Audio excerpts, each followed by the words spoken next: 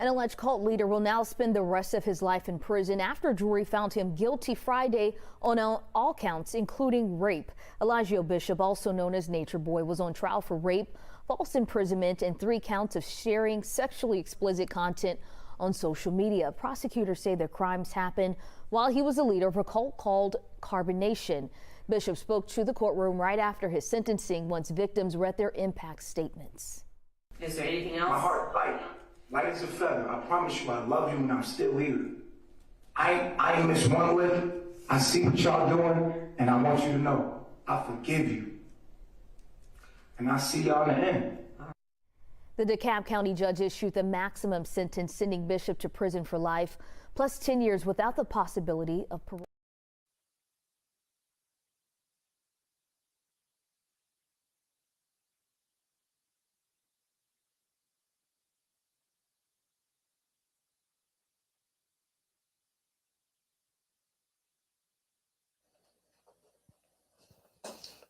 All right. So y'all just remember that if, when you choose to have your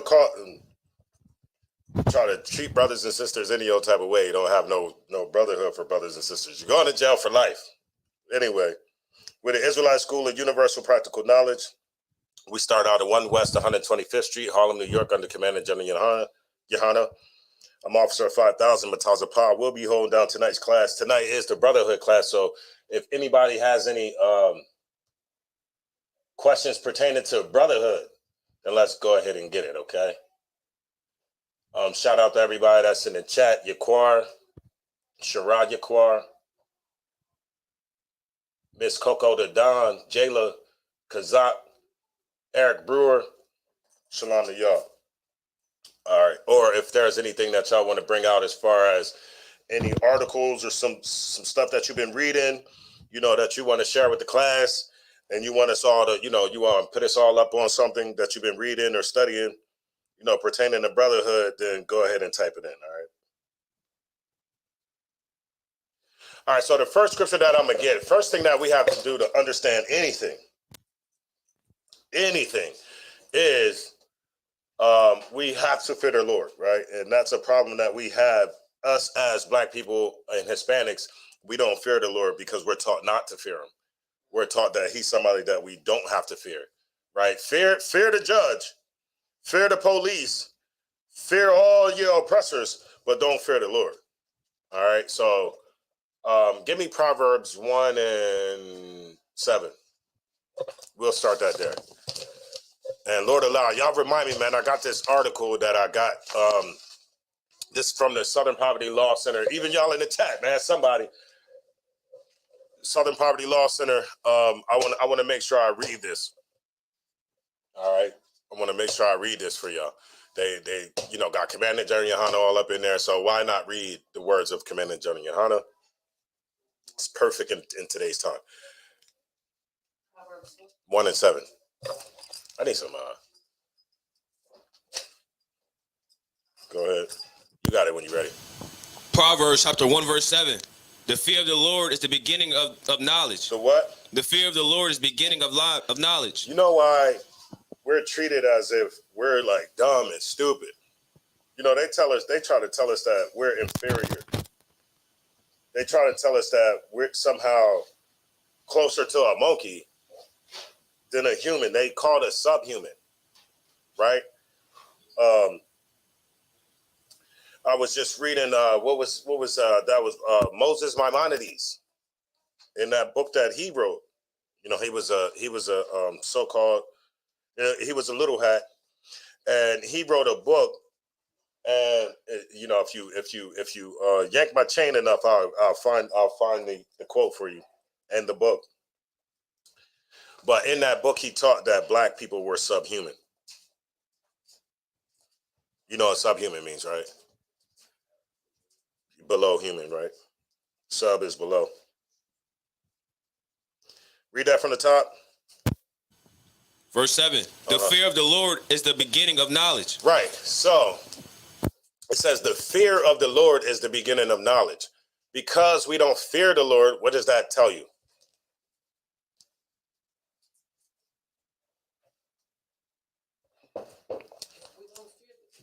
We don't still exists. Right, but then we have no knowledge. Right, the fear of the Lord is the beginning of knowledge. If you don't fear the Lord, then what? What is that telling you? That means you have no knowledge because you don't fear the Lord. And it's sad that the people that's in charge of black people, right? They don't even teach us to fear the Lord. They teach us, like I said, they teach us to fear everything else, but they don't teach us to fear the Lord. We be sitting in them damn stinking churches every Sunday.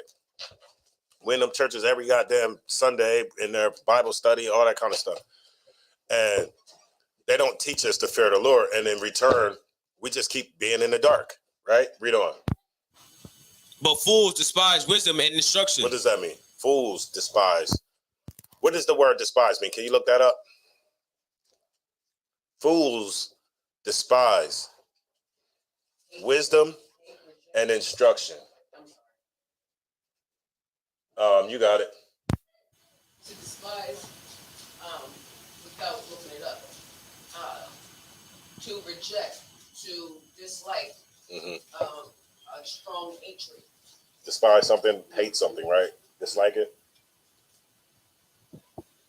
So what does it mean when it says fools despise wisdom and instruction?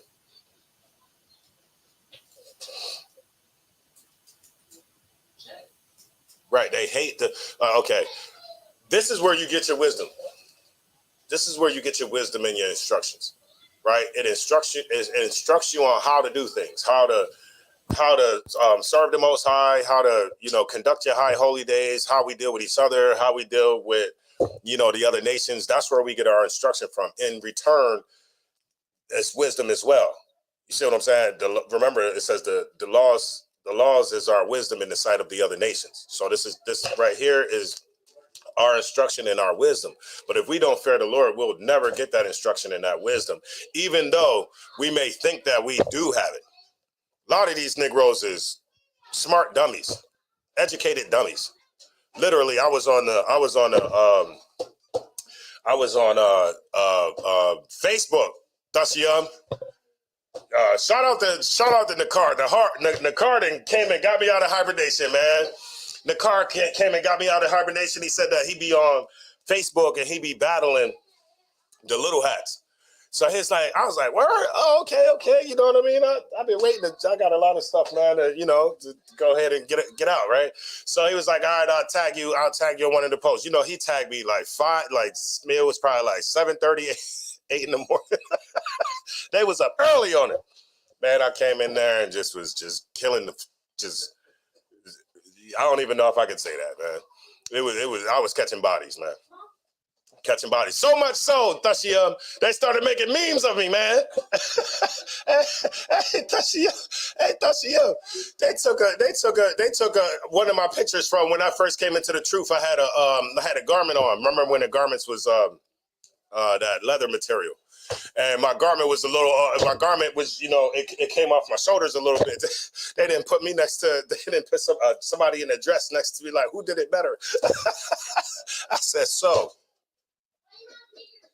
do you still wave the chicken over your head, man? Hey, I was killing them yesterday. Anyway, go up to verse 5. Verse 5, a wise man will hear. Right, see, because the fool is going to despise wisdom, and he's going to despise that instruction, right? But a wise man, like y'all brothers that's sitting in here, a wise man will hear. When we sit here and we tell you that your oppressor has never changed from yesterday till today, you're going to hear that. Why? Because oppression makes a wise man mad. When we start telling you about the oppression that you're dealing with, that you're going through, then you're going to be like, you know what? This nigga right. I ain't nobody never put it to me that way. Oh, man, yo, what's the number? Where the class is at? Yo, I'm coming down. I'm going to come holler at y'all. A wise man will hear. Read on. And will increase learning. Right. You're going to increase your learning. You're going to come in here and you're going to increase your learning. It's important that you increase your learning. Why is it important that you increase your learning?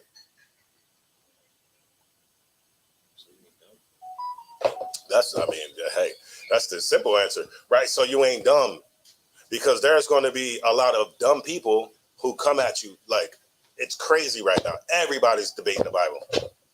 Like, nobody believes in it right now. Literally, nobody believes in the Bible but y'all. Read on. And a man of understanding shall attain unto wise counsels. Right, and so if you are a man of understanding, right, you get in these scriptures, you know what's going on, like you understand things. You're a man of understanding. When you call that brother and you get some counsel, or you might call a brother specifically to get counsel, or you might be in a counsel, or you might be calling the generals or something like that. And when they give you counsel,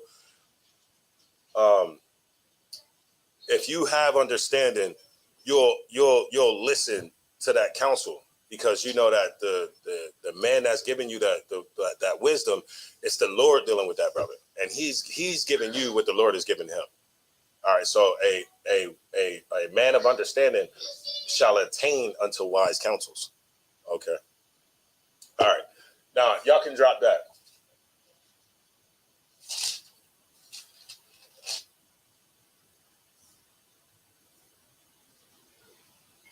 Hold on 1 second. Give me what I'm about to do, right? Y'all, did y'all see the Southern Poverty Law Center, what they wrote up on the ISUPK? The Southern Poverty Law Center. They wrote up like a piece on the ISUPK. I can't remember. I don't know if this was when we was down in North Carolina, the last Passover, or if it was before then. But I think it was. I think it was then.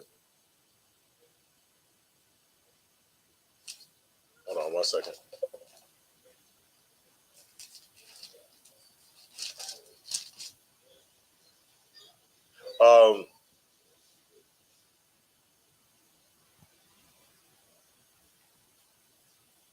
Give me Proverbs 3:1 before I move farther. Give me Proverbs 3:1.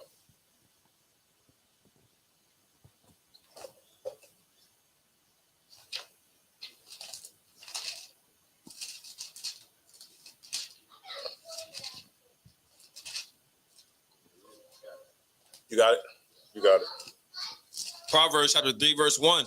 My son, forget not my law. Do what? Forget not my law. Do what? Forget not my law. Now, when you read this, right, this right here is a hit piece. You ever heard what a hit piece is? That's when media try to just, write something that's trying to discredit you. What media does is that they'll try to write something to discredit you, so nobody even read or listen to whatever you have to say. That's what this is. This is a hit piece. Read that from the top one more time. My son, forget not my law, but let thine heart keep my commandments. Right. So it says, forget not my law. When you read this, what they say is, they say they don't support, they're anti-white, they're anti-LGBT, and something else. Anti-white, anti-LGBT, and misogynistic. Literally, that's what they said. They said we misogynistic. But the Bible says, read it from the top one more time, because if you're pro-LGBT, remember, homosexuality is goes against the Bible, and it goes against the Lord's law. So the Lord is specifically telling us right here. And remember, the Southern Poverty Law Center is ran by little hats, by people who claim to be the Lord's chosen people, right? Wouldn't you want us? Wouldn't you? If you read the Bible and you claim to be the Lord's chosen people, and the Lord is dealing with you, why would you have a problem when we read stuff from out the Bible? Why would you have a problem when we read something that says a man cannot sleep with a man like he sleeps with women? Why would they have a problem with that? I'm going to tell you why they have a problem with that. Because they're not the Lord's chosen people. They are Edomites. Pretending. You got it. Verse 1. My son. No, hold on 1 second. Zerabakar. You want the write up that they had on the Southern Poverty Law Center? I got it right here. I got it right here. Oh, okay. I got it right here. Go ahead. Verse 1. My son, forget not my law. Forget what? Not my law. Mm-hmm. But let thine heart keep my commandments. But let thine heart. Now, when it says let thine heart keep my commandments, what does that mean?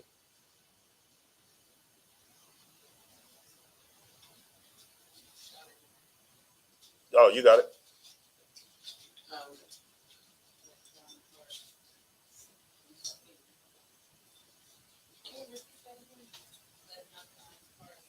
But let thine heart.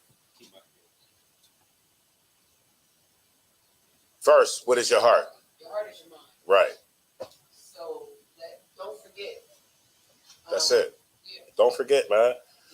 Have we forgotten? We've forgotten, but we've been taught to forget. Right. Just the same way we can be taught to remember. We have been taught to forget. Right. So one more time, read it from the top, and then I'm gonna get the brothers. Quatazan, I'm gonna go ahead and get your question next. Tinka Rodriguez, Shalom from Tampa, Florida. We used to get it in Tampa. Had a lot of camps in Tampa. And Paul in the building. Shout out to y'all. You got it. Verse 1. My son, forget not my law, but let thine heart keep my commandments. But let thy heart keep my commandments. All right, so for the brother needs a scripture. Shalom, Naira. The brother needs a scripture. And if, like I said, if anybody has any questions on Brotherhood, go ahead and type them in. If you want to chime in, if you want to say whatever, go ahead and type it in. Diddy has no Brotherhood. I'm going to tell you that. These simple Negroes at the top. Like, it was inside of the court documents, it said that he was blackmailing people for higher up people.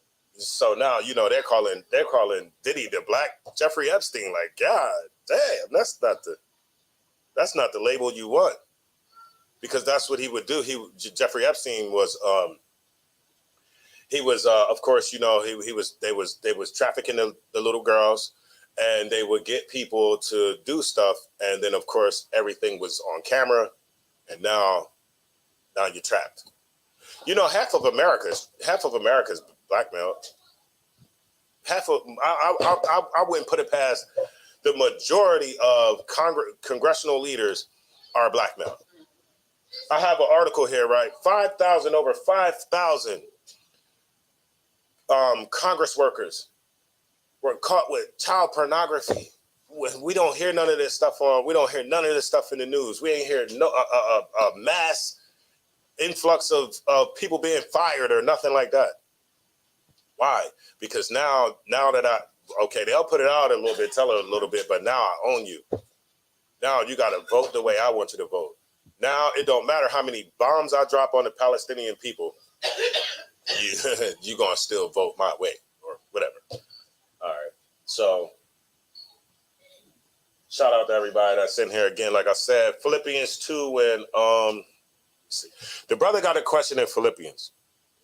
I'm about to get there right now, y'all. Hold on one second. And then I'm going to read this article before I move forward.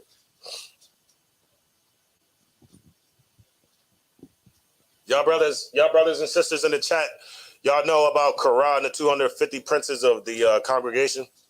Somebody type it in. If you know about Korah and the 250 princes of the congregation, put a 1 in the chat. If you don't, put a 2.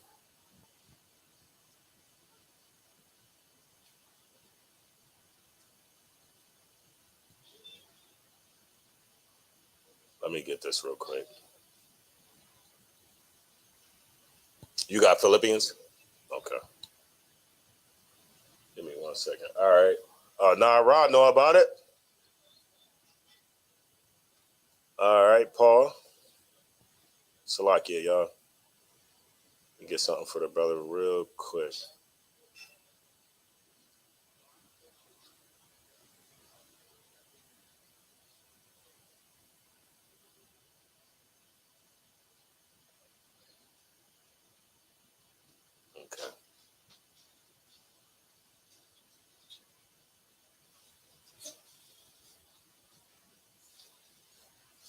You got it. Philippians chapter 2, verse 2. It's 2, right? All right, Philippians chapter 2, verse 2, but we're going to start at 1, all right? Verse 1. We're going to get this for the brother. If there be therefore any consolation in Christ, if any comfort of love, if any fellowship of spirit, if any bowels or mercies. Verse 2. Okay, hold on. So if there be any comfort in Christ, any comfort of love, right? What's love? Right, law, statutes, and commandments. And any fellowship of the Spirit, if any bowels and mercies, 2, fulfill ye my joy. What's that? That ye be like-minded. That's the joy. That ye be what? Like-minded. What does that mean? What does that mean to be like-minded? Anybody? Right, we walk in the same path. We believe the same things. I know that Zaraba Carr back there doesn't believe in eating pork. I know that I believe in not eating pork. He believes in that too. I know that I believe that the Jews are black. I know he believes that too. I know that I believe that Christ is black. He believes that too. Right? We're like-minded. We believe in helping out our people, teaching our people, and not taken away from our people and doing them dirty. We have to be like-minded. We're like-minded, and some of us don't believe in Christ, and some of us believe in Muhammad. That doesn't make sense. We're not like-minded, right? We're opposite-minded. So be that fulfill ye my joy, that ye be like-minded. Read on. Having the same love. Having the same love. What was that love again, sis? Right. Loving, but more, that law, statutes, and commandments translates into what? Brotherhood. Loving your brother, loving the Most High. Remember, all that the law hinges on. Brotherhood. And having the same love. So I only love blacks, Hispanics, and Native American Indians. I follow the law to the T when it comes to y'all. Why? Because I have brotherhood. We have to start doing things a different way. I got a 3-step plan to rulership.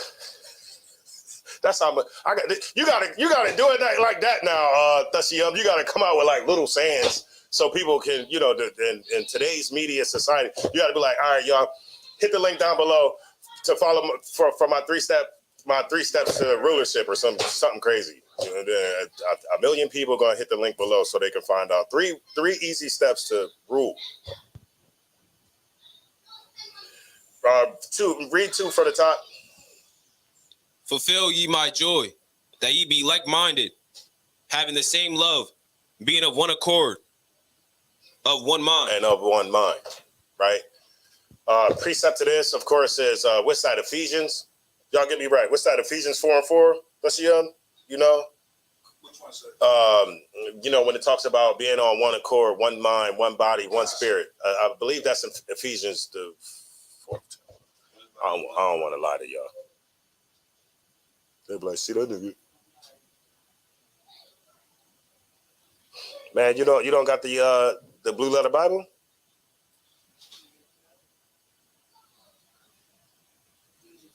Four and 4. All right, yeah. So what we're using right here, we're using the blue letter Bible. Of course, I'm still using a hard copy as well. But if you need to be able to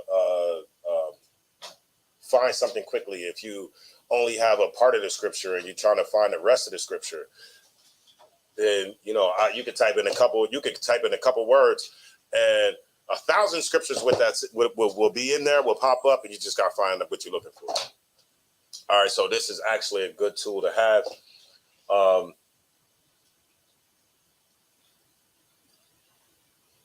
Yes, Quatazar. We are commanded to be in one body, one spirit, right? So it is a cut, because if you are in a different group, remember, if everything comes from the ISUPK, if this is the home of the truth, if if this was the beginning, the genesis of everything in 1969, and everybody was here, but then everybody left to go start these other groups, and then now you can see like where other doctrines then crept into these groups and stuff like that, then yeah, this would be a cut, because they're not in the same mind as the body, right? This is the body, and they went to go create a new body. I think we got enough on that. I think the brother should be solid. Let nothing be done through strife and vainglory. Of course, you just keep going. It's self-explanatory. It's not hard to understand. Southern Poverty Law Center. Let's get this real quick.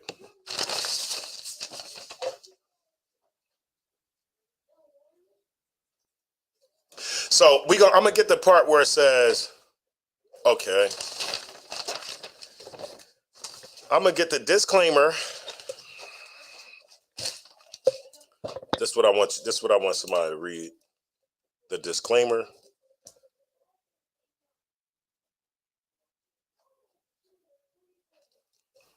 This first paragraph.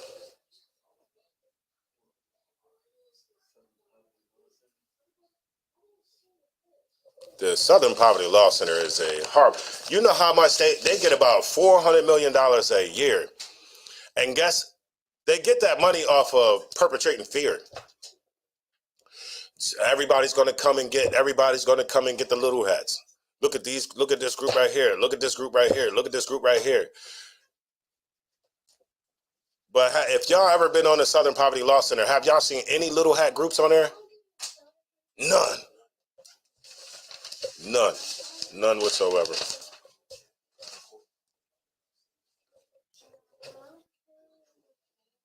You said in the chat. Yes, sir. Go ahead, say. Give him the mic.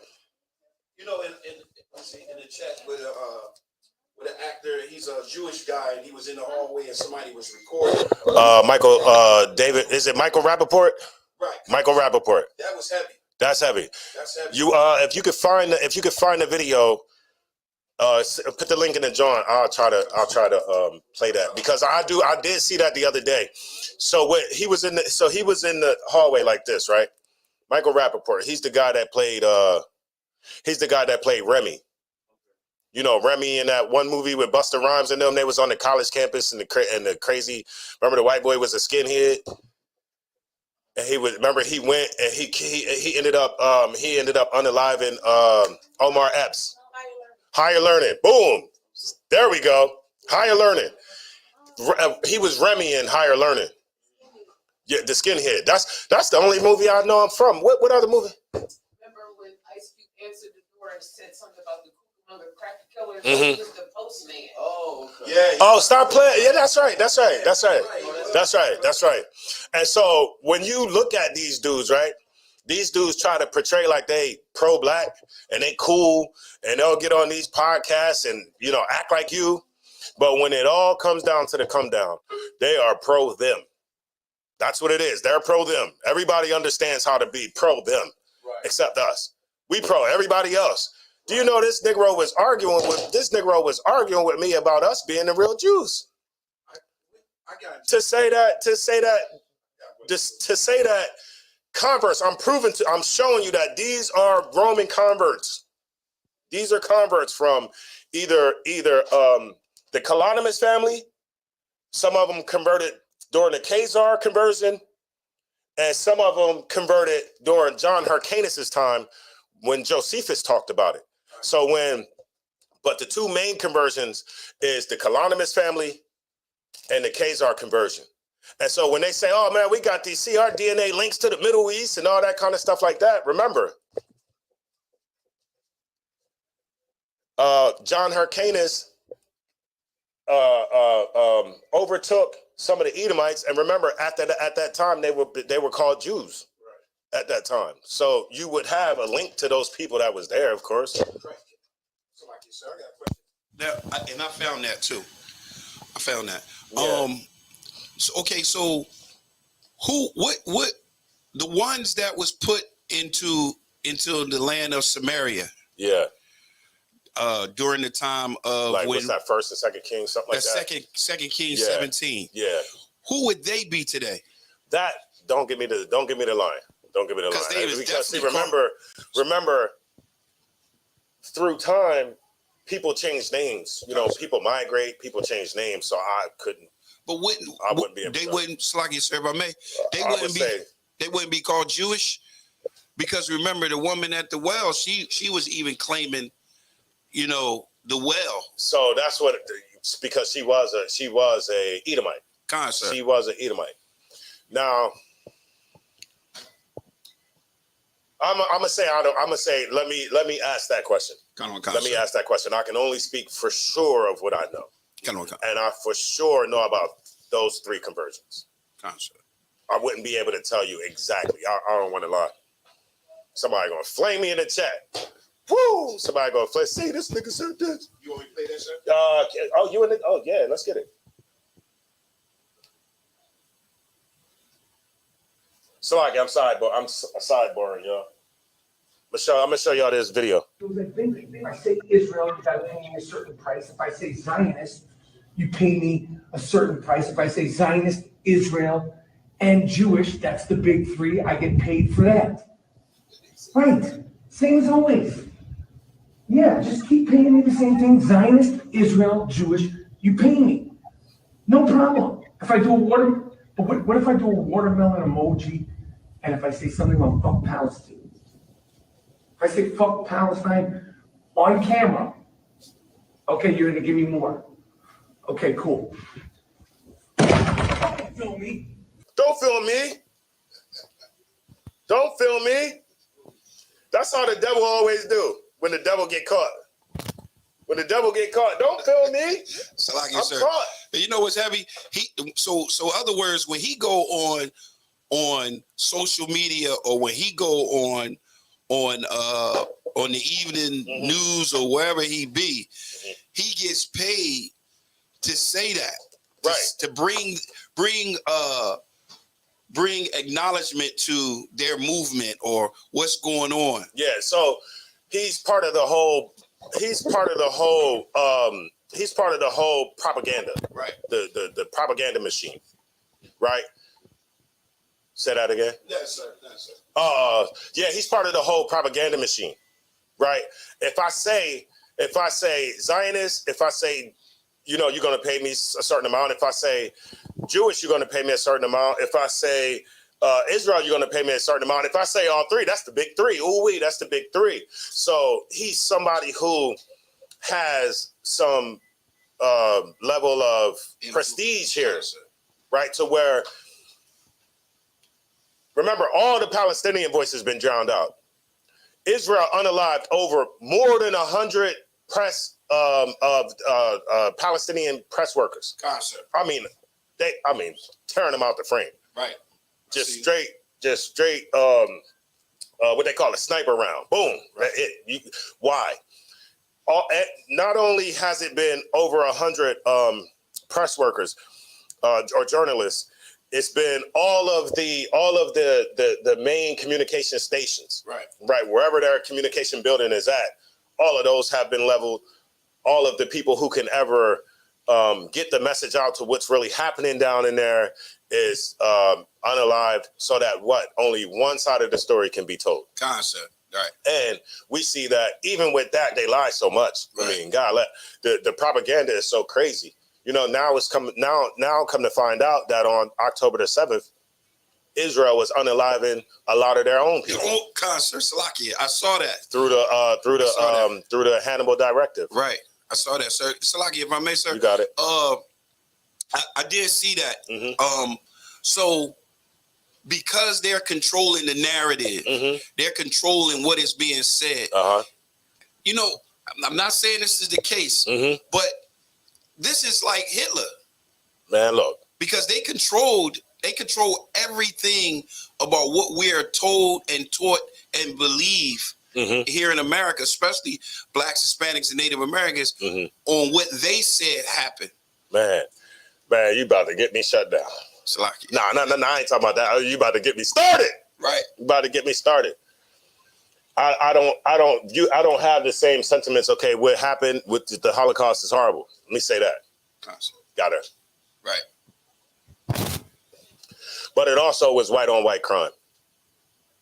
Whenever things are said about black people, whenever we try to speak up about the things that happened to us, they say, well, black people murdered black people. Right.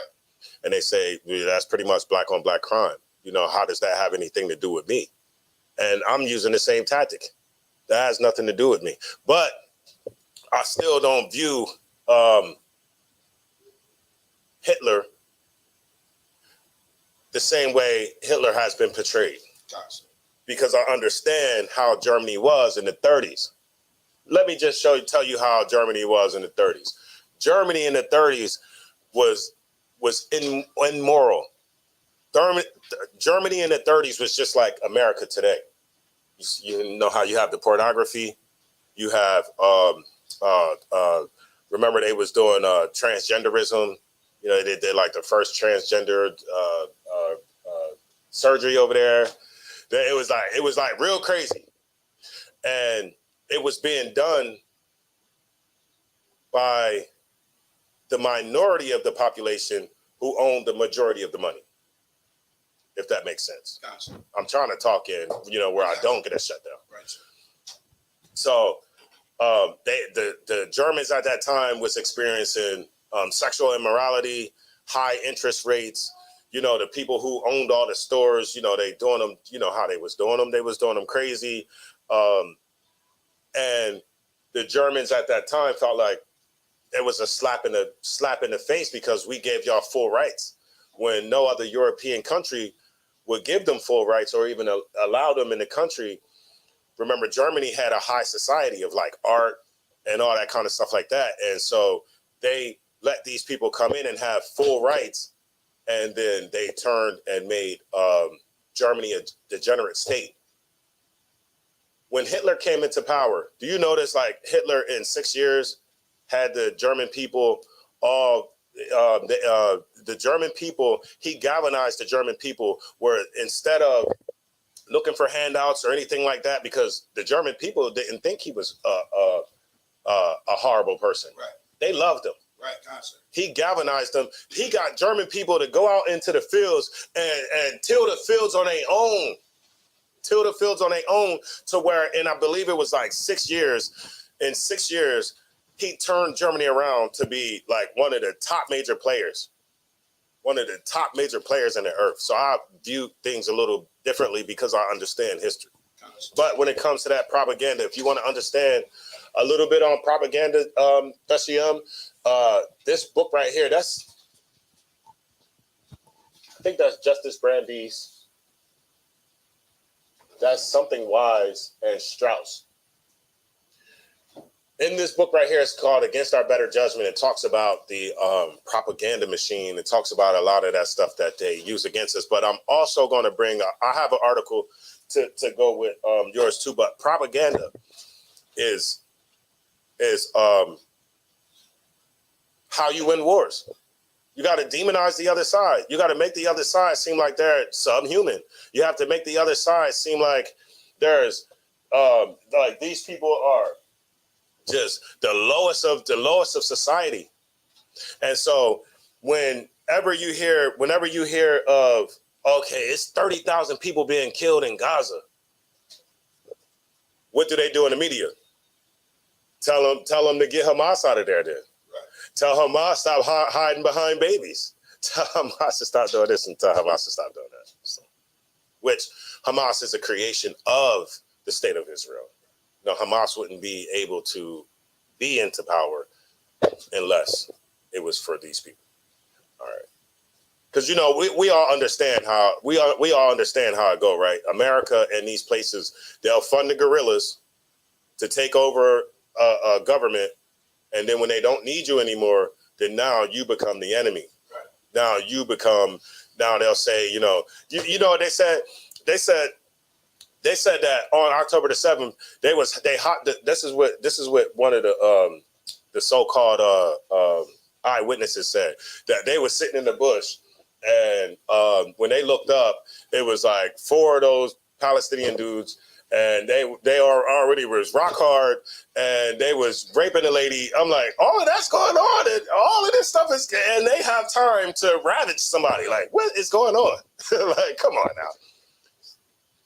Then the second guy, he comes out. He said he wasn't there. He didn't see anything. But then he said that he in Israel, he said that he didn't see anything. In the New York Times, he said that he heard the story from that first lady that I just said, and then he gave her account.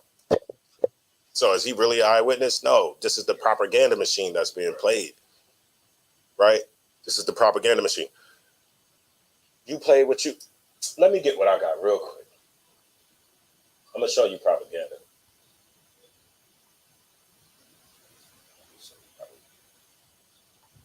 If I may, sir, while you're looking for that, Yeah, just speaking about the media, right? I noticed that the last 5 mass shootings was done by transgenders. Oh, yeah, that's right. I heard about that too. And they suppressing it. They not really talking about it. That's a violent spirit. Right. That homosexual spirit is a violent spirit, right? Because how can homosexuality continue to keep going? How do homosexuals make more homosexuals? Because two homosexuals can't have a baby. That's a violent spirit.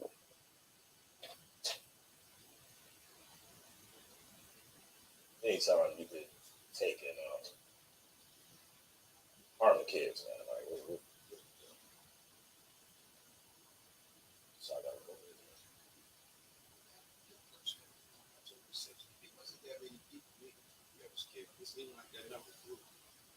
Yes, man. It's man. Yeah, it's growing. All right, so this is. I'm gonna go ahead and read this one, right? I think they can see it. Let me see something. Oh, they can't see. All right, I'm gonna read this article, right? I'm gonna show y'all propaganda.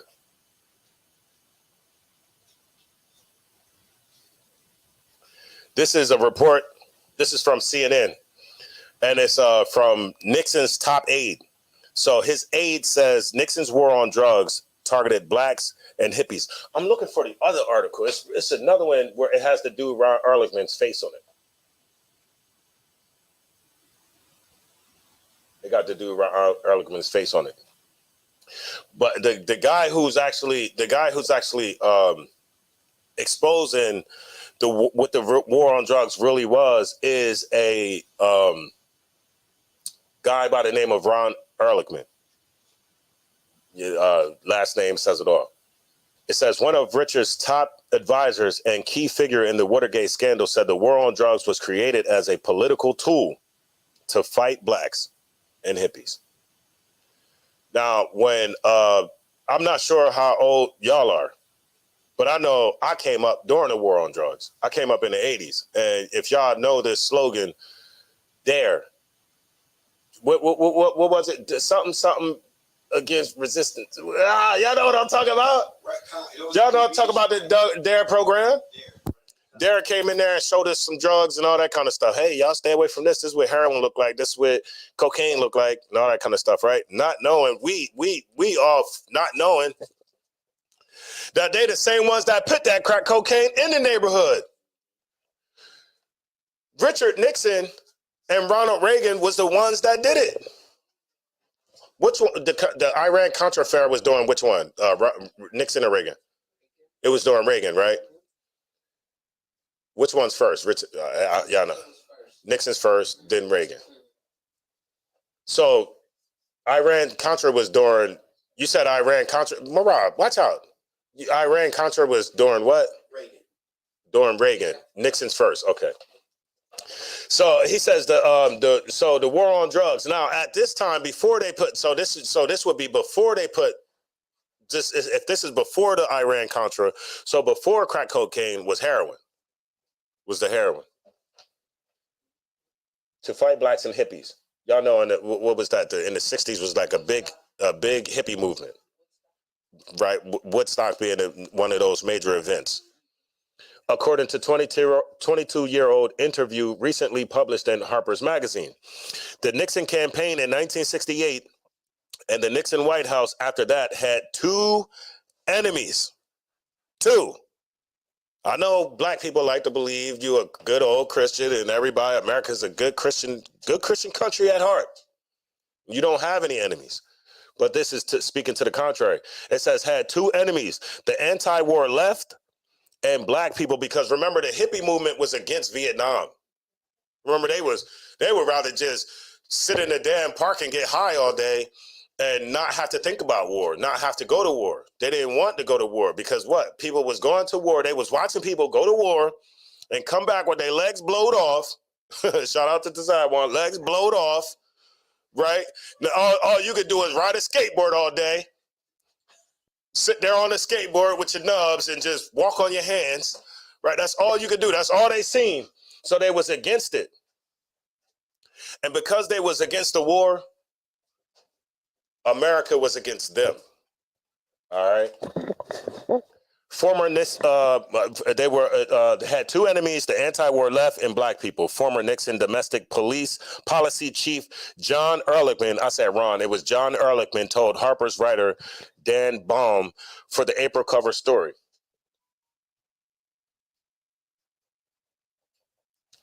He says, you understand what I'm saying? We knew we couldn't make it illegal to be either against the war or blacks, but by getting the public to associate the hippies with marijuana and blacks with heroin, and then criminalizing both heavily, we could disrupt those communities. We've always had outside forces trying to break up our communities, trying to break us up. Because they understand what the scriptures say, that we're 10 times stronger if we're together. They understand that brotherhood is a weapon, right? Because their brotherhood is a weapon. But they understand that their brotherhood can't match ours. Their weapons can't match ours if we decide to forgive each other and be like, you know what?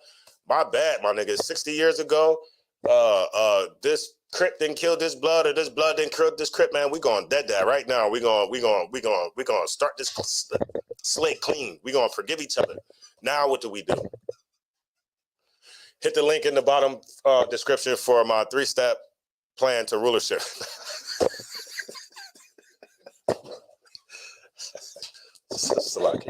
I'm messing around. We could arrest it says, and then criminalizing both heavily. We could disrupt those communities, Ehrlichman said. We could arrest their leaders. Ain't that what they do? Raid their homes. Are they raiding now? When they raid the homes, are they raiding the homes to snatch the sisters and the kids out of there? Why they raid the homes? And if you take the black man out the house, what does that do? Now you can take over that house because the strong man is binded. It says we could arrest their leaders, raid their homes, break up their meetings, and vilify them. Somebody look up that word vilify for me, please. It says we could vilify them night after night on the evening news. Have you ever wondered why? Whenever you watch the news, right? Whenever you look at the oppressor, he's saving a dog, he's saving a cat, he's saving a person out of a flood. They always got like it's like damn near like the report, like the cameraman sitting right there when he come out the wreckage with the baby. It's like somebody sitting right there. What do you see with you every night? Go ahead. Gun violence. That's all you, man. You turn on. That's all you hear about Philly. That's all you hear about. I mean, it's so much gun violence in Philly that they got it on the Wilmington news. God damn. You can't find something else to put on the news, man, other than talk about Philly's gun violence. It said, we wasn't holding nothing, right? The definition. The definition, you got it. Vilify. Speak or write about in abusively disparaging manner. Okay, so to speak about or write about in an abusive or disparaging manner. That's what vilify. That's propaganda. That's propaganda right there, because you have this platform, and the whole time that you have this platform, you're just trying to make black people look bad. And guess what? It works. It actually works. You'll see people. You ever hear people talk about something and it just sound like all of their talking points came from CNN, MSNBC. I'm like you're a sheep, like sheeple. Like you're being you know what I mean? Like, you don't even know what the hell's going on. I do not watch those news.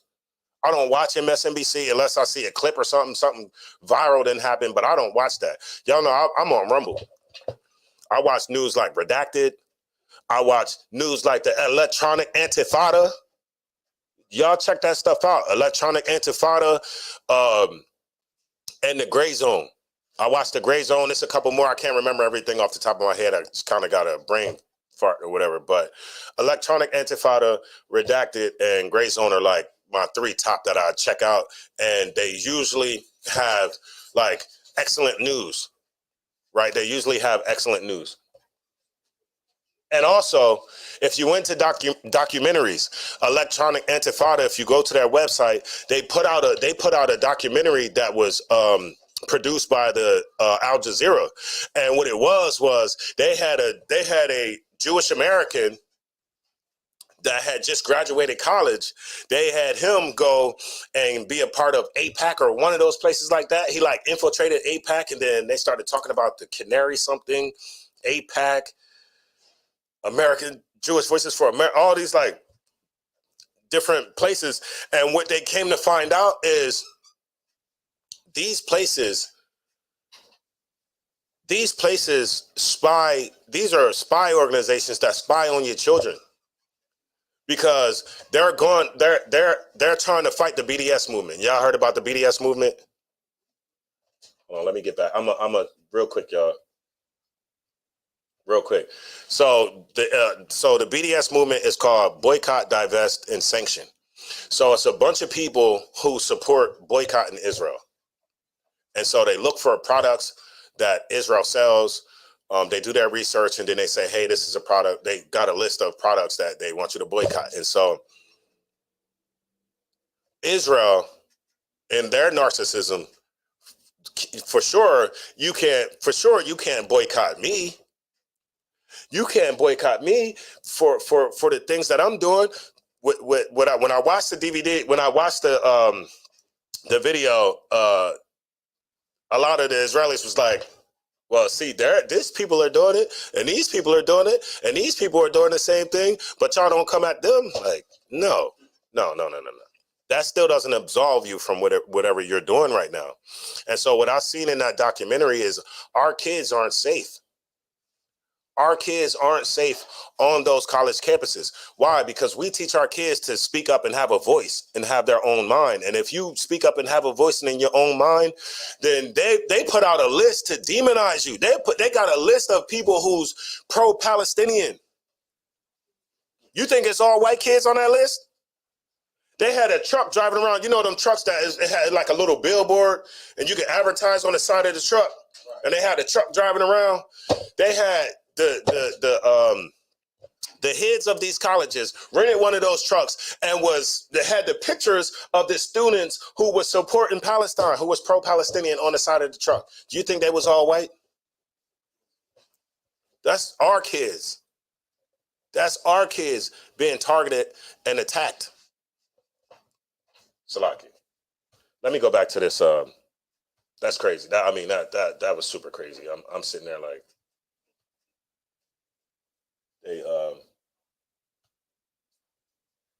and they have amassed so much power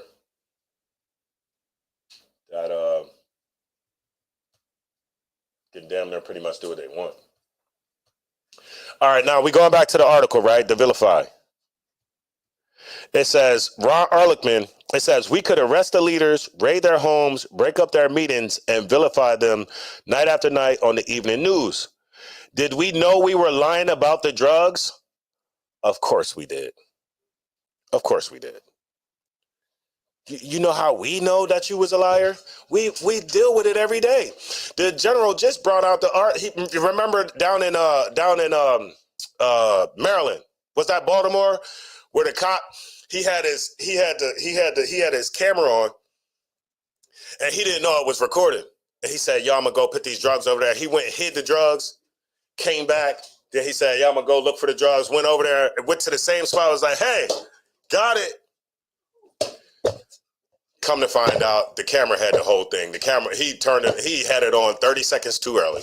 Kwayaswan, 30 seconds too early. If he would have had it on 30 seconds later, that those brothers and whoever they was dealing with would all had 20 years in jail. It says Ehrlichman's comment is the first time the war on drugs has been plainly characterized as a political assault designed to help Nixon win and keep the White House. It was a political assault. Now, they try to make us believe that it's just the KKK is our enemy. They try to make it believe, it's just these white extremists from around the corner or back in the woods or something like that, when it's actually the American government. It's the American government. They right here just said that we had two enemies, blacks and hippies. It's crazy. It says it's a stark departure from Nixon's public explanation for his first piece of legislation in the war on drugs, delivered in Congress in July 1969.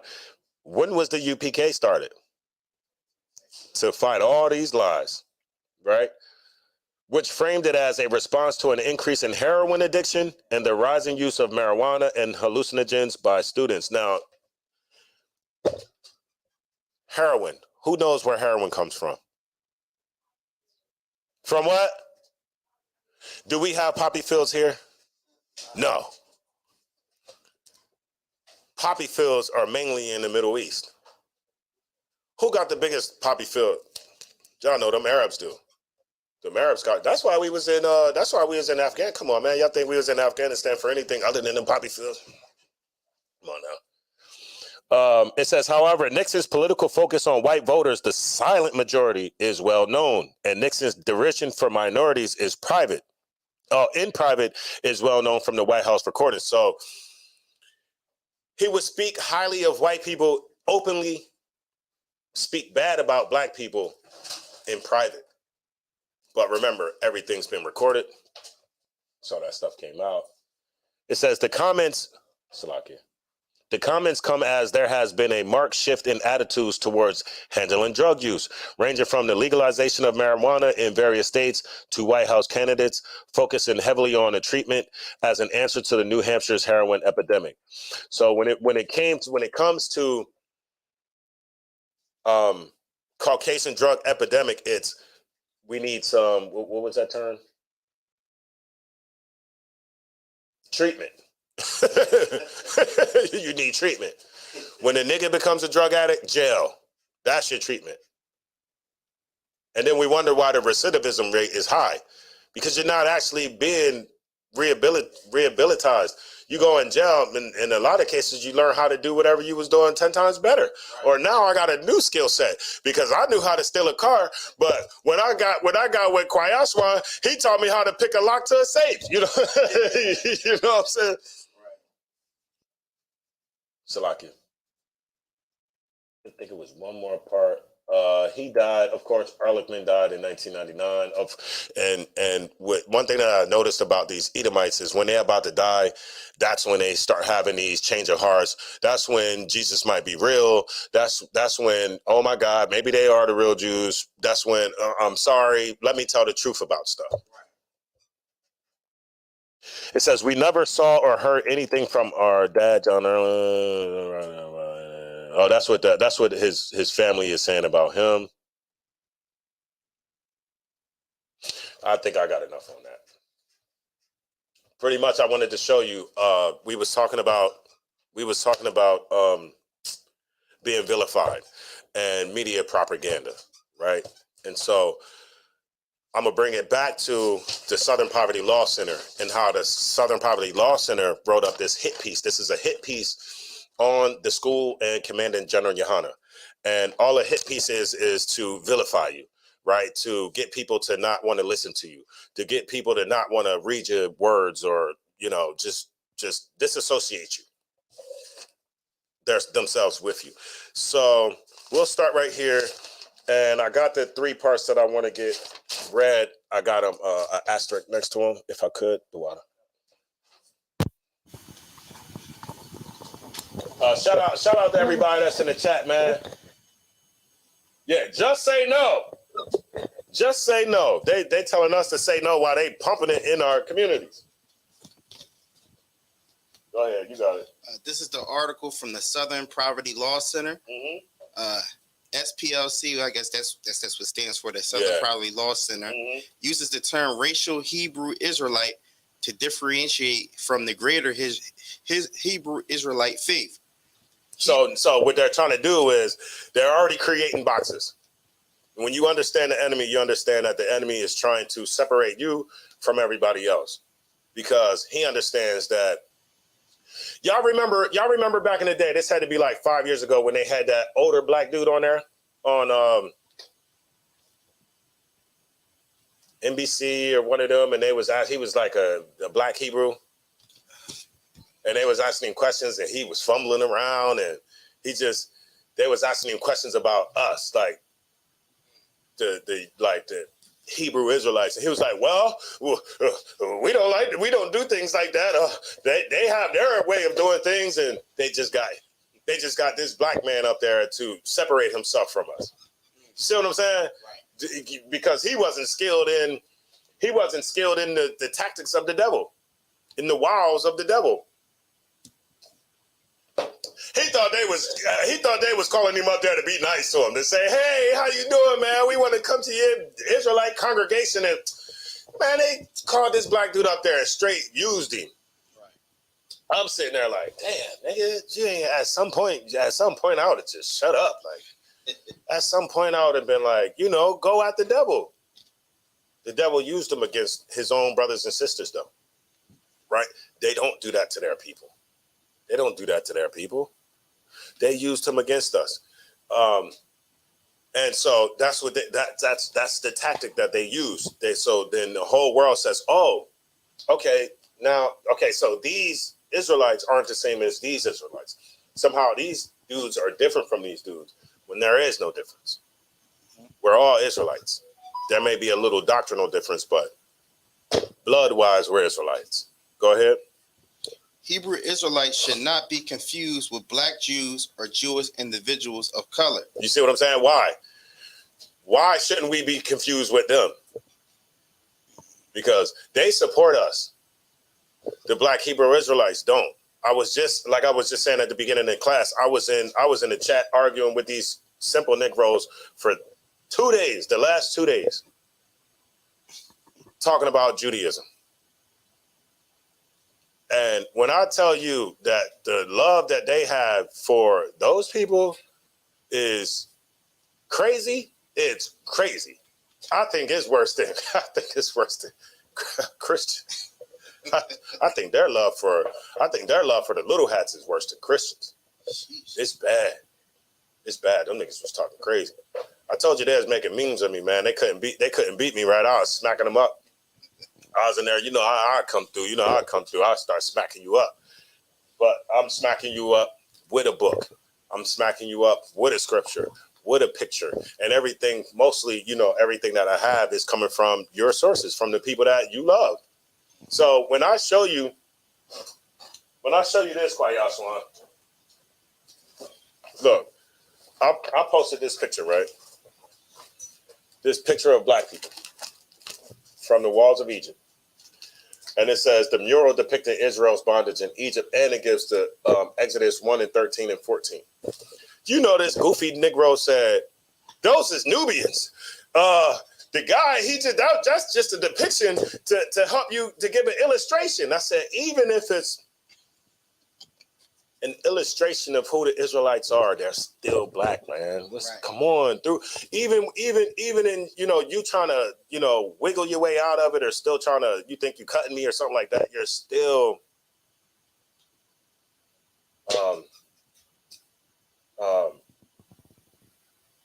not thinking. You're still being stupid. Like you're still being ignorant.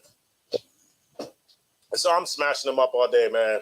You know, the dude just started putting my picture. He like went in there and got like my pictures from like. Y'all, I was in the crib crying. I was in there laughing like a motherfucker. I was in there laughing. I was like, man, y'all goofy. So, do you wave the sin chicken over your head or not?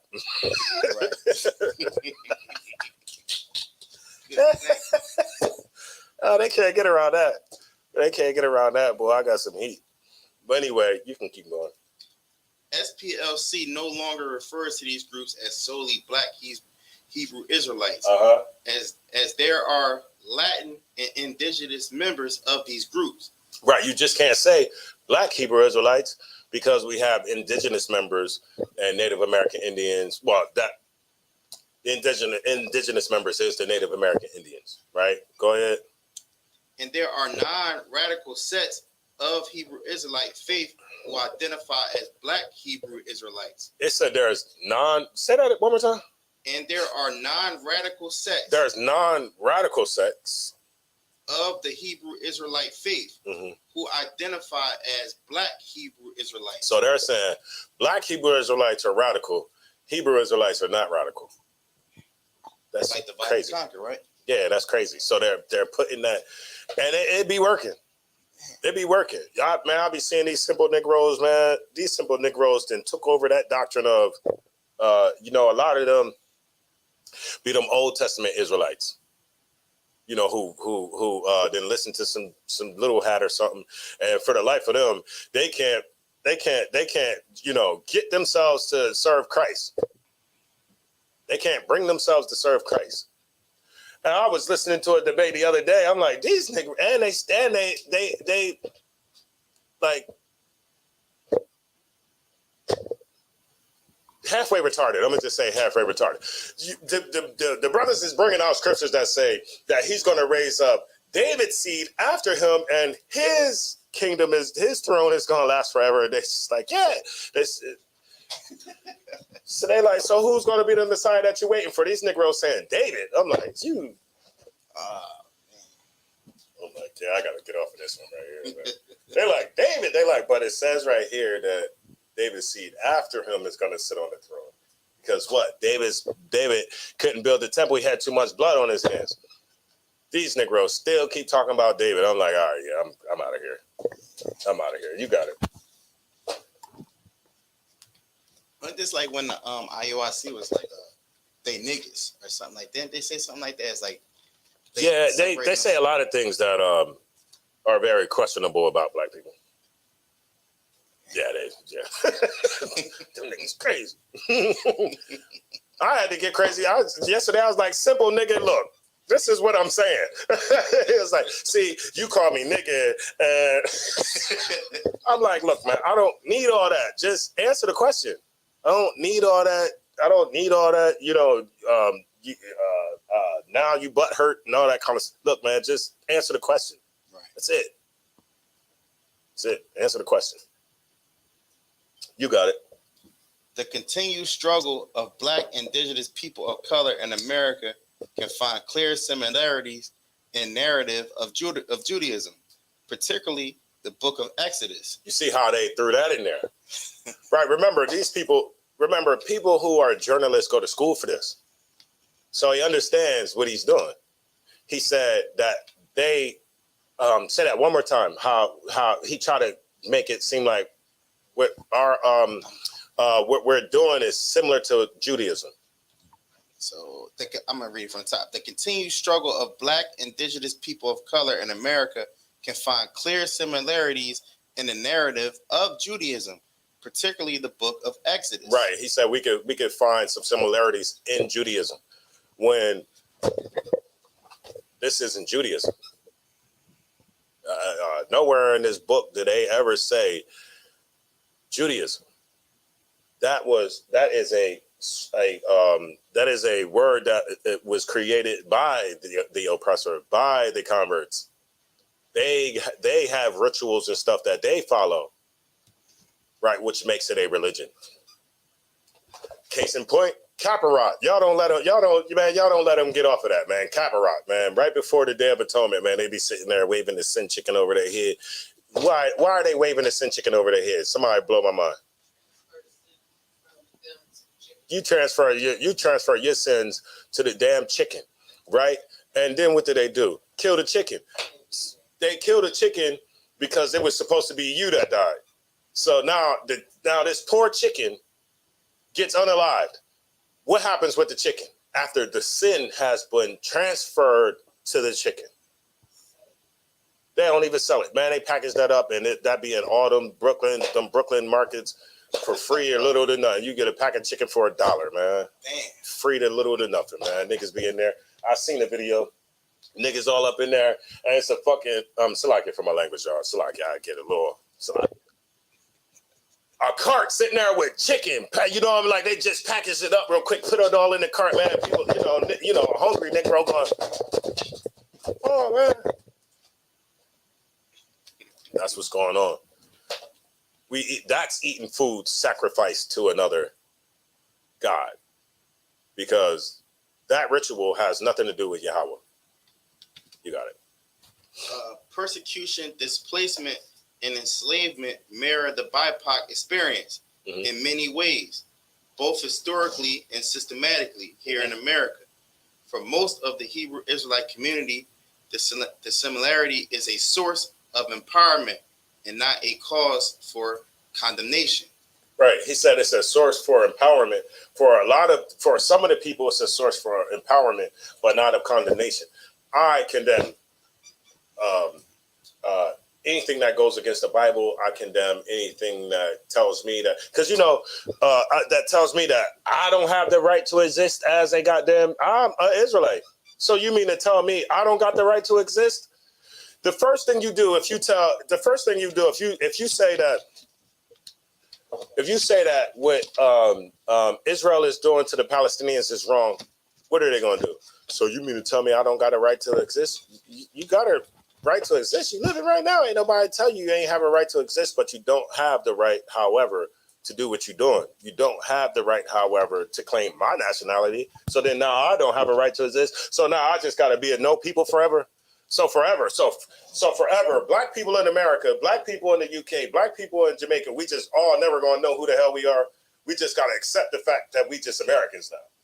That's what it's going to go down in the history books. 10 generations from now, that's what we're going to say, we Americans. Come on, man. Nah, nobody else is saying that. Nobody else is saying I'm an American. Everybody else is. I'm the chosen people. I'm, the seed of, I'm, Islamic and all that, because, they think they. Y'all see, I had me a couple packs of Ramadan noodles. I made a couple packs of chicken Ramadan noodles. That's what I ate yesterday. It's like, yo, let me fix my camera. All right. What else you got? Go ahead. Yes, one more. Yeah, so on this page, right? Because for time's sake, I can't read everything. Y'all can read it on your own. Can you show them the front of that? So they know if they want to get it to read the whole article on their own, they can read it on their own. The water, y'all. This is the article. If you want to read it on your own, so that you can read the whole thing, I think that you should. Right? You got to know what the enemy is saying, or else somebody gonna say something to you. You ain't gonna know how to defend yourself. Now they say, what was it? What is the title of the next part you're about to read? In their own words, or in his own words? In their own words. In their own words. And so they're going to take the words of. It starts with a quotation.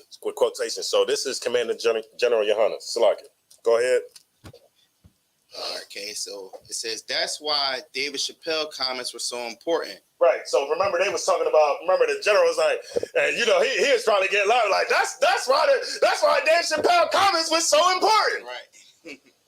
I just get the spirit of like, I know how they talk. So I'm like, man, to Esau, they probably was like, oh hell no. Because for somebody to sit there and type up everything you say, they even got the, you know how you be like, yeah, man, and you know what I'm saying, man, and they something, man.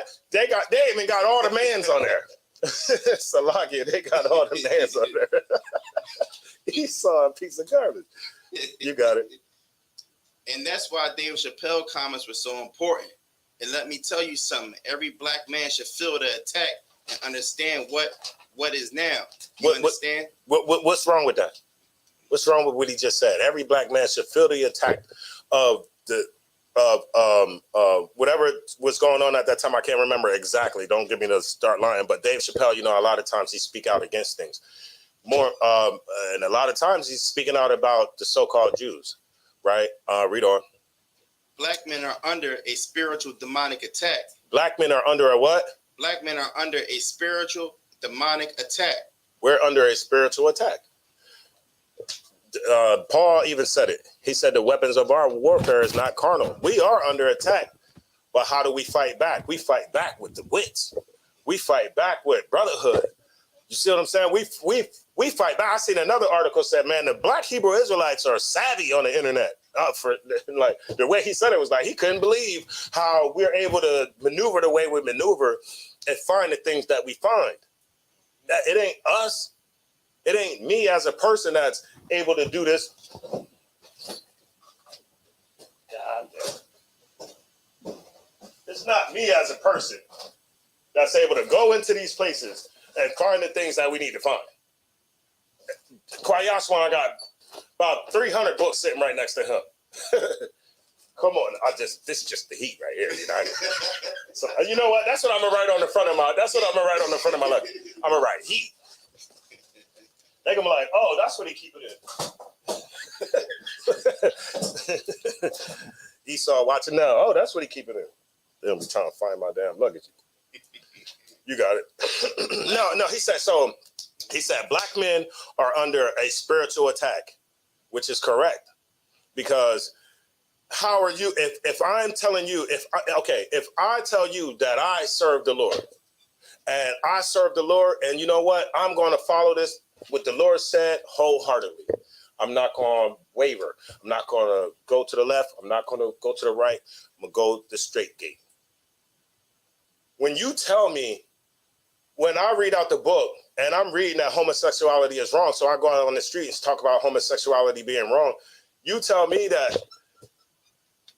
I'm anti-LGBT? You tell me I'm misogynistic? That's a spiritual attack. That's Satan trying to get you to stop doing what you're doing. Right? Go ahead. And it's demonic, right? Go ahead. Black men are under a spiritual demonic attack. So far, what's Commander General Yohana wrong? Go ahead. And the worst part is being distinguished as a civil rights. Distinguished as civil rights. It is being disguised as equality. Right. So a lot of the things, the homosexuality, the drugs, the this, the that, is all being disguised under equality, under, okay, you have your way of living, but you can't demonize this person for living that way. What is that going to turn into? That's going to turn into a immoral, like America's already immoral. That's going to turn into something that, a cesspool of sin. Imagine, Kwayashwan, they already, places like NAMBLA, you ever heard of NAMBLA? North American Man Boy Love Association. They're already fighting to lower the age of consent to like 4. 4. I heard this, I was like, Lord have mercy. Lord have mercy. Please don't do it in my lifetime. Don't do it in my lifetime. Because I can't tell you what I'm going to do if you touch one of these. You know what I mean? But you can read on. It is being disguised as equality. It is being disguised as everything that supposedly was given to us in the civil rights movement. Mm-hmm. It's being disguised, right? Go ahead. Now has to apply to your sexual orientation. Now, everything from civil rights is being applied to our sexual orientation. If you notice, they always talk about the black struggle, but then when they talk about the black struggle, they always add something in on it at the same time. They'll talk about the black struggle, but then, gay people this and gay people that, or Alternative lifestyle people, this and that. You know, they always try to usher in other things onto the civil rights argument. Go ahead. And yet it's really being used to destroy masculine black men. It's being used to do what? And yet it's really being used to destroy masculine black men. It's used to it's used to destroy masculine black men. Because now you got strong men that say, oh man, I don't care as long as you don't bring it my way. You know what I mean? Nigga, say something. Say something. Say, nah, that's, man, what the hell are you doing? Why you got your son in a dress like that, man? You tripping. You bugging. Sis, why the hell you got boxers on? That ass is fat. You see what I'm saying? That ass is, ooh-wee. Yeah, we see it. You see in there trying to act like a dude. Right. Nah, you a girl, and I see that. You see what I'm saying? I see all women. I don't see a man. You got it. Commanding General Yohana Black Watch main broadcast of the ISUPK, October 18th, 2021. Oh, that was from 2021. That was 3 years ago. Go ahead. They do nothing but find new and vindictive and manipulative ways to destroy the Lord's chosen people. Man, I'm talking about the LGBT community, man. Like, yeah, man. You know, I'm talking about the LGBT, man. You know what I'm saying? Yeah. So everything that Commander General Yohana is saying so far is correct. He haven't said anything that was wrong. But what they're trying to do is, this is a hit piece for you not to go and listen to anything else that he says. Not for you to read anything else that he writes. Right? Go ahead. I'm talking about homosexuality, man. It's a plague in the so-called Black, Hispanic, and Native American community. Ain't it? Ain't homosexuality a plague? Look, I can't even turn on my TV without RuPaul coming on. And then my kids watch. I'm like, y'all turn around. God, how many times did that commercial got to come on?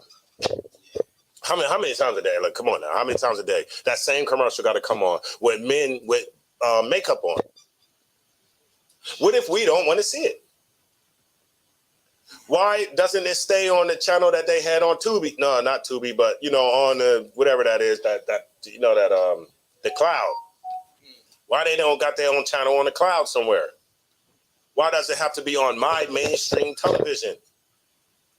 I literally pay for television that I don't want to watch. I don't want to see none of that. Right. But it's being fed to me. You got it. Also, kids' TV shows. Right. And he's correct.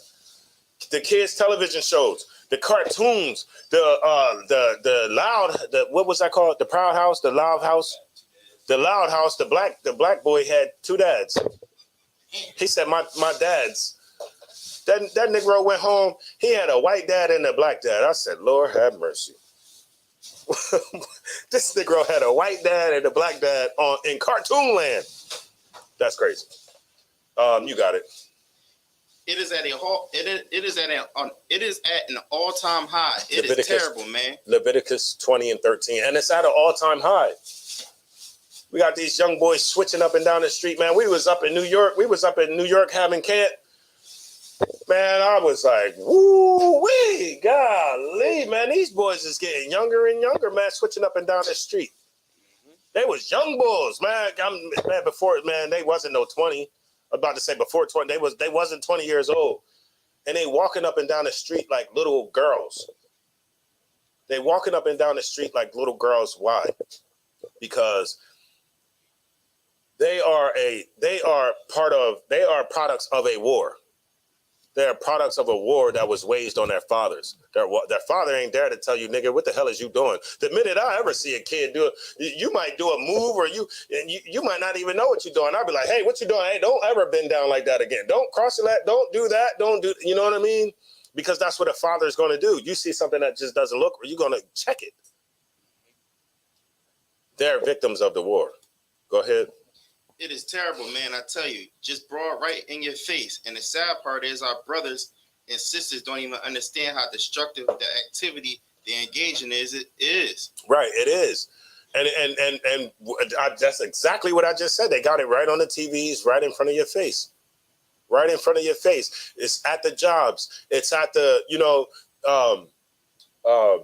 My daughter wanted to be a movie star. I had to tell her, you're gonna have to rethink being a movie star. I didn't necessarily at that time tell her what goes on in Hollywood, but I understand you're gonna have to rethink that, because that's one of the tools that's being used for that war. Go ahead.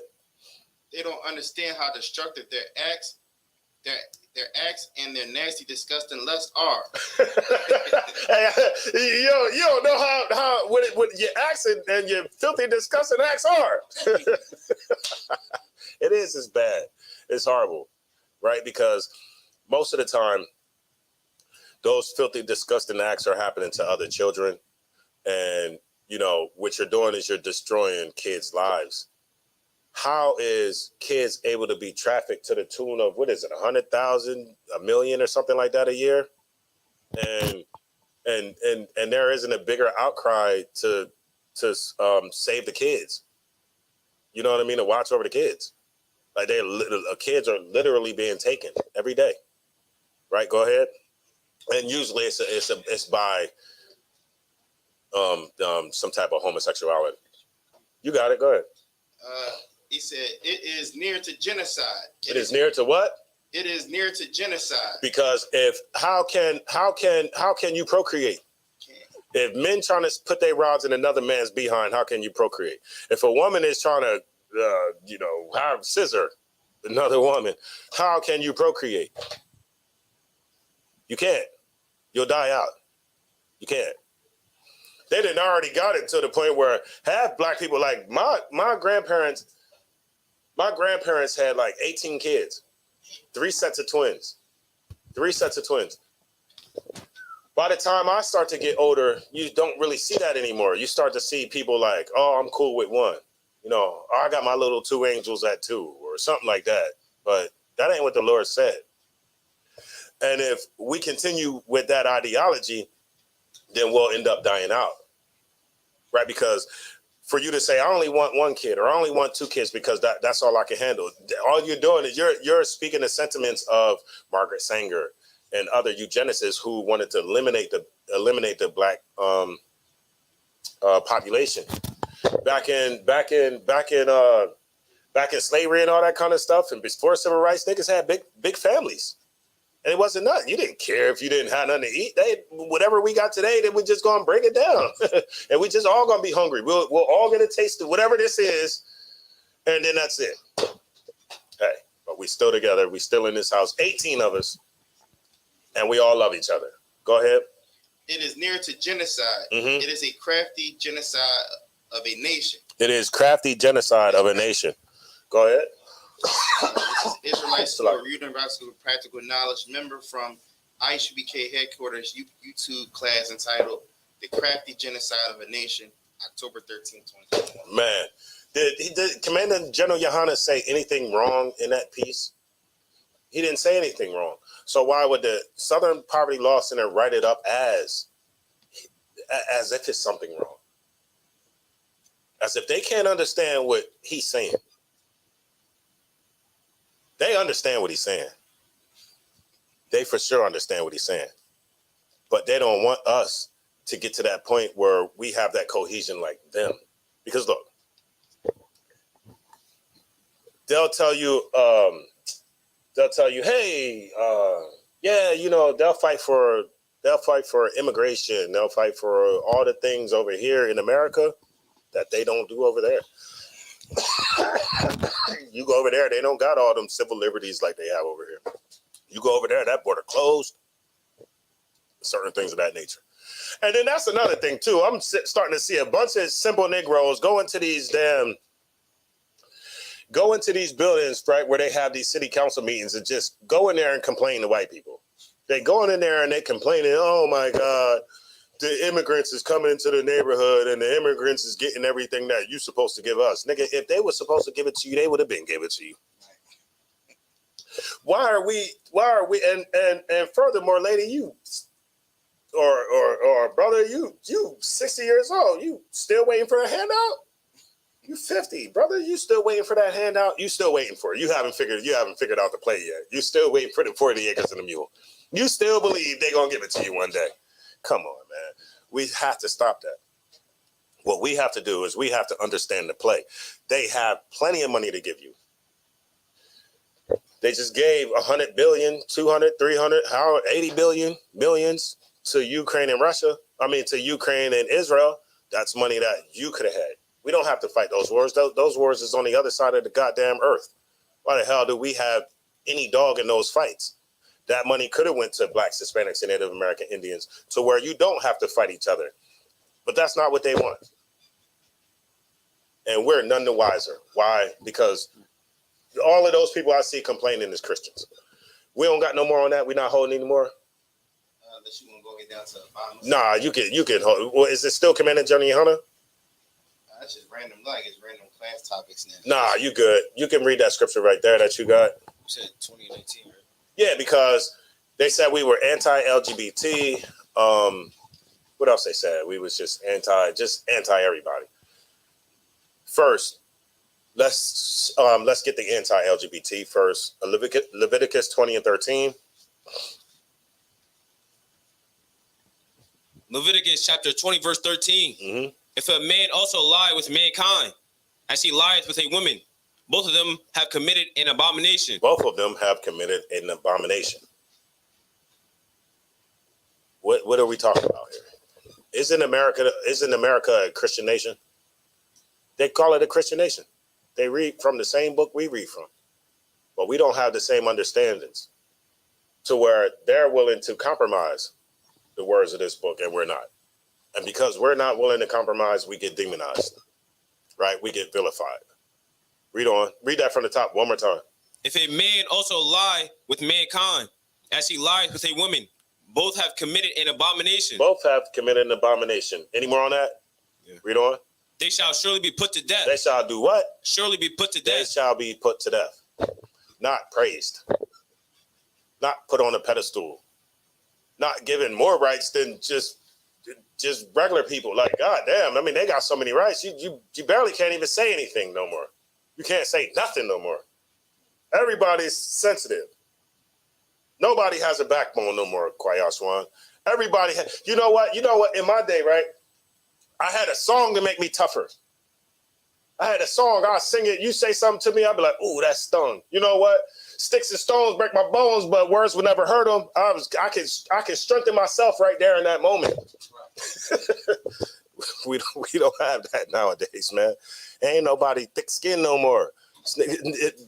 Like black people are very emotional. Very emotional. All right, give me one more. Two more, Salaki. Romans 1 and 26. Because not only is it men are, sleeping with men, and that's becoming super crazy right now. Men are dressing up like women. Men are actually cutting A. Johnson off to become women. When I was in school, right? I was in school, and it was a training in my school. He was from New York. And I think it was like halfway through the second semester. I think I was in my second semester. He went and got the thing.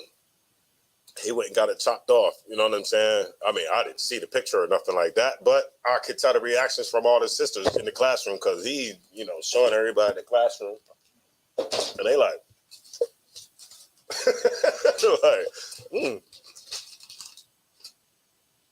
okay. Like, I don't know what the hell they seen, but it's like, give me Romans 1 and 26. Yeah, but he got that change. I've never seen that in my lifetime. Back when I was in high school, I went to Wilmington High. Back when I was in high school, it was one gay dude in there. And he used to get beat up all the time. I can remember like it was yesterday. He get duffed out, boo, bow, washed up, boom. He get washed up. Now it's okay. Now you might get washed up. Hey. No, you might get washed up. It might be, you say something, 7 of them sitting on your car hood. Talk about what you said? Yeah, okay. Go ahead. Romans chapter 1, verse 26. Romans 1:26.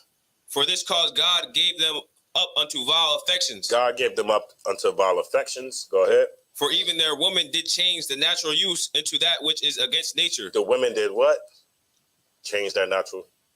Change their natural use unto that which is against nature. Right. When it says a woman changed her natural use to go against that which is of nature, what does that mean?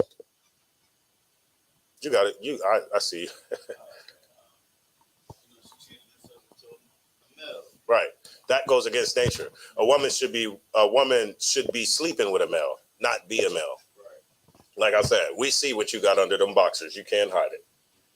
You know, and then you be mad. Because I was at my one job, and my boy, right? My boy was like, we were sitting there messing around, playing around and shit, and the stud had walked by. And he was like, yo, man, quit playing. You know what I'm saying? He was like, yo, quit playing. You know what I mean? Something. So he said something. And you know what she said? She said, man, get out of here, man. You all gay. Yo, I started crying. I was crying. I said, what? She was like, man, you all gay. Like she really believed she was dude. That was crazy. Like, man, get out of here. You all gay. He was like, yo, man, what up, man? You playing around? Like, get out of here. You all gay. Read that again. For this cause God gave them up unto vile affections. Mm-hmm. For even their women did change the natural use into that which is against nature. Verse 27. No, you can stop that right there. I'm going to read a couple comments before I get out of here. If nobody else has anything in the chat, man, the water for y'all coming through and being a great part of the class and participating. Eric Brewer said, it's game over. They know it's game over when we come together. Coco the Don said, facts. Eric Brewer, of course, said they hijacking our struggle. And that's what's going on, man. The black struggle has been hijacked. And it's been turned into a movement for everything vile and disgusting. Do we have anybody that's warning us? No. Well, to your point, yeah, us. We are warning black people. We are warning you, but we don't have anybody mainstream that's warning black people. Of course, when we do warn black people, you know, we the ones that get vilified. We have everything to lose. We don't have those millions of dollars like the Nick Cannon and those guys like that. You got $20-50 million. You know, why can't you speak out? Nigga, take them $50 million and ride into the sunset. I'll take 100 and ride into the sunset. But no, I got to take, you know, the little bit of money that I got that I need to sustain my family, and I risk it all every week to say what I say, to do what I do. Why? Because this is what we've been commanded to do. And with that being said, shout out to everybody that's in the chat, man. I'll see y'all Thursday. I'm going to turn the class over to precinct officers of Robert Carr.